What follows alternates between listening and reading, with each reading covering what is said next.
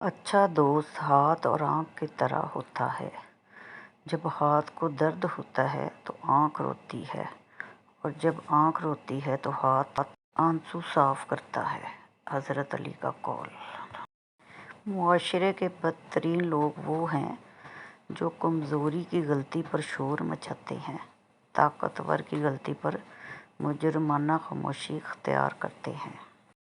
اختلافات کے باوجود کسی سے احترام سے پیش آنا کمزوری نہیں، بہترین تربیت اور خاندانی ہونے کی دلیل ہے۔ رشتہ اعلیٰ خاندان میں نہیں، اعلیٰ ظرف لوگوں میں ہونا چاہیے۔ دنیا میں سب سے زیادہ نفرتوں کا سامنا سچ بولنے والوں کو کرنا پڑتا ہے۔ جن کی کوئی عزت نہیں ہوتی وہ دوسروں کو بے عزت کر کے فخر محسوس کرتے ہیں۔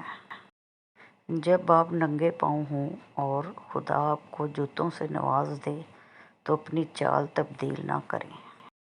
حسد کرنے والے کے لیے یہی سزا کافی ہے کہ جب تم خوش ہوتے ہو تو وہ اداس ہو جاتا ہے۔